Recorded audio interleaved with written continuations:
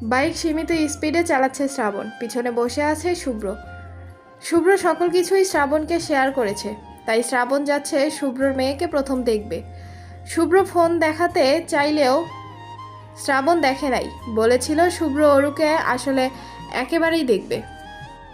তাই শ্রাবণ অরুর প্রথম দেখবে বলে তার জন্য উপহার নিতে যাচ্ছে। যদিও শুভ্র মানা করেছে, তবুও শ্রাবণ শুনে নাই, এগিয়ে যাচ্ছে তাদের বাইক।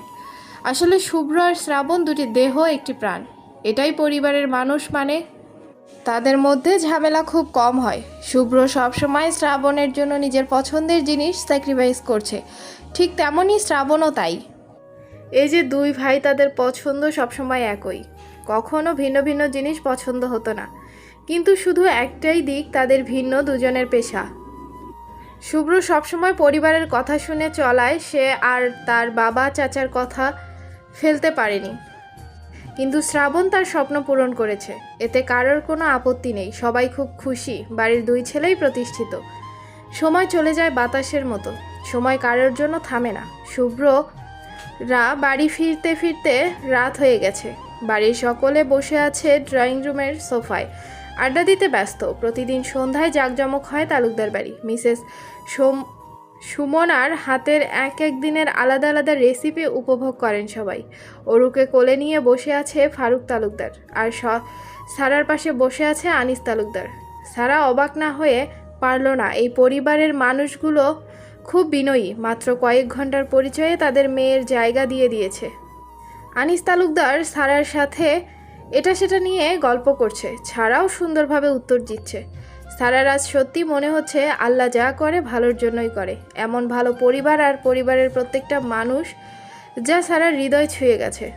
শুভ্র আর শ্রাবণ হাতে বেশ কয়েকটি শপিং ব্যাগ নিয়ে বাড়ির ভিতরে প্রবেশ করলো। ড্রয়িং রুমে যেতেই শুভ্র অবাক, সবার সাথে তার বাবা চাচারা এত ফ্রি হয়ে গেছে। শুভ্র এগিয়ে গিয়ে বাবা চাচাকে সালাম করলো, তারপর শপিং ব্যাগগুলো যার যেগুলো তাকে দিয়ে দিল। সবার জন্য আলাদা আলাদা জিনিস আছে ভিতরে। শ্রাবণের হাতে দুইটি শপিং ব্যাগ, একটা সারার দিকে বাড়িয়ে দিয়ে বলল, রাত, এটা তোমার জন্য। সারা পুরো নাম সিদ্রাতুল থেকে সিদ্রাত, সেইখান থেকে ছোট করে রাত বলে ডাকলো সারাকে। সবাই ভ্রু কুচকে শ্রাবণের দিকে তাকালে শ্রাবণ ইনিয়ে বিনিয়ে বুঝিয়ে দেয়। সারা ব্যাগটা হাতে নিয়ে বলে ওঠে, ধন্যবাদ ভাইয়া, মোস্ট ওয়েলকাম রাত। আচ্ছা, তোমাকে আমি রাত্রি বলে ডাকি, নয়তো সিদ্রাত, কি বলো? শ্রাবণ সারার দিকে তাকিয়ে বলে। শ্রাবণের এমন কথা শুনে শুভ্র বলে, ওকে ভাবি বলে ডাকবি। ভিতরে শুভ্রর অস্থিরতা কাজ করছে। শ্রাবণ ভুরু কুচকে শুভ্রর দিকে তাকিয়ে বলল, তুই আমার পুরো গুনে গুনে 11 দিনের ছোট, তাই সারাকে ভাবি বলার প্রশ্নই আসে না।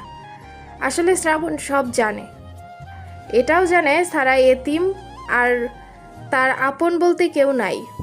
শ্রাবণ আর কথা না বাড়িয়ে ফারুক তালুকদারের দিকে এগিয়ে গিয়ে অরুকে কোলে নেয়। অরু চোখ বড় বড় করে তাকিয়ে আছে শ্রাবণের মুখের দিকে। শ্রাবণ অরুর কপালে একটা চুমু দিয়ে হাতে থাকা ব্যাগ থেকে একটা ছোট্ট বাক্স বের করে। শুভ্র বক্সটা খুলে দিলে শ্রাবণ একটা স্বর্ণের চেইন অরুর গলায় দিয়ে দেয়। তারপর বলে, তোমার বাবাইয়ের পক্ষ থেকে এটা তোমার উপহার মামনি। সারা বেশ অবাক হলো, এই ধরনের 3 ধরনের শ্রাবণকে দেখল সে। এখন যে শ্রাবণ তার সামনে দাঁড়িয়ে, সে হলো প্রচণ্ড বাচ্চা প্রেমী, সাথে রসিকও। কিন্তু আগে যাকে দেখেছে সে তো গম্ভীর। সারা আবারও ভাবে শুভ্র তো সেম ক্যারেক্টার। সারা আর কিছু ভাবতে পারে না। ফারুক তালুকদার বলে ওঠে, শুভ্র শুনছো? হ্যাঁ আব্বু, বলেন, কি বলবেন? তোমরা দুই ভাই জানোই আমি বা আনিস তোমাদের উপর কোনো কিছু চাপিয়ে দেইনি বা জোর করেছি, তোমাদের গুরুত্ব দেইনি, এমন কোনো দিন হয়নি। শুভ্র মুচকি হেসে বলল, জানি তো আব্বু। শ্রাবণ, তুমিও শুভ্রর পাশে গিয়ে বসো, কথা আছে। শ্রাবণ এবার শুভ্রর পাশে গিয়ে বসলো। অরুকে কোলের ভিতরে নিয়ে উদ্দেশ্য মামার বলা কথাগুলো শোনা। এ বাড়ির প্রত্যেকটা মানুষ ফারুক তালুকদারের কথাই সম্মান করে, মেনে চলে। তাই শুভ্র শ্রাবণ মন দিয়ে শুনতে লাগলো। বাড়ির সকলের আছে, সাথে অহনাও আছে পর্দা ধরে দাঁড়িয়ে। ফারুক তালুকদার আবার বলে উঠল, আমি তোমার আর সারার বিয়ের কথা বলছি, আমার জন্যই বিয়ে করছো? জি আব্বু, শুভ্র মাথা নিচু করে বলল। সারা মেয়েটা আমাদের আনিশার থেকেও ছোট শুনলাম, ক্লাস 9-এ পড়তো। আমি চাই ওকে স্কুলে ভর্তি করা হোক। আমি একটা মেয়ের বাবা হয়ে চাইবো না এই অল্প বয়সে একটা মেয়ের জীবন নষ্ট হোক। ফারুক তালুকদার গম্ভীর কণ্ঠে মিসেস সুমনার উদ্দেশ্যে বললেন, সুমনা, মেয়েদের ঘরে নিয়ে রেখে এসো, এখানে বড় গুরুত্বপূর্ণ কথা হবে, ওদের এখানে থাকা যাবে না। ফারুক তালুকদারের কথা শুনে মিসেস সুমনা এক মুহূর্ত দেরি না করে সবাইকে নিয়ে দোতলায় চলে গেলেন। এখানে উপস্থিত আছে ফারুক তালুকদার, আনিস তালুকদার, শ্রাবণ, শুভ্র, মনিরা আর বাড়ির 2 কর্ত্রী, অনিতা ও সুমনা। সুমনা সবাইকে উপরে দিয়েই নিচে চলে এসেছে। ফারুক তালুকদার সবাইকে বসতে বললেন।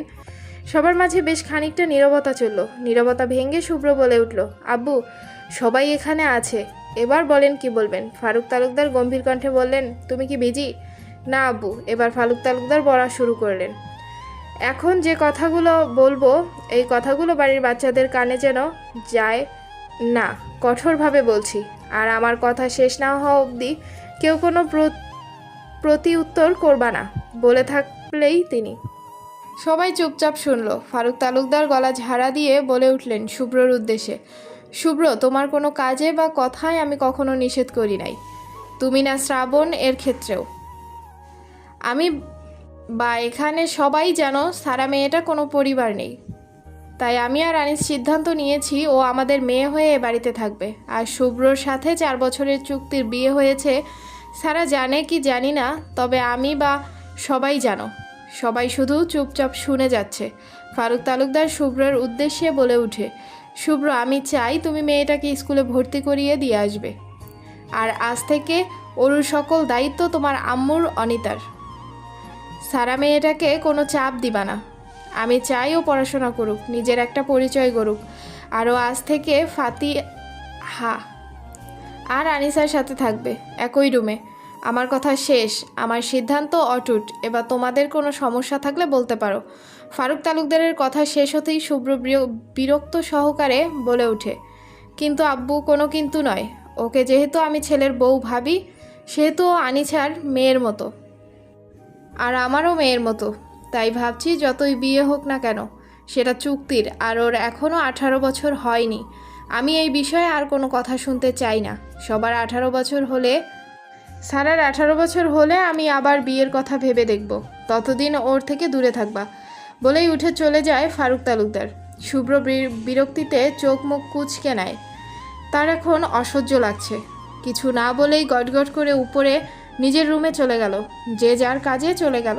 শুধু বসে রইল শ্রাবণ অরুকে কোলে নিয়ে। শ্রাবণের ঠোঁটে খেলে যায় এক রহস্যময় হাসি। সে শুভ্র যাওয়ার দিকে তাকিয়ে বিড়বিড় করে বলে,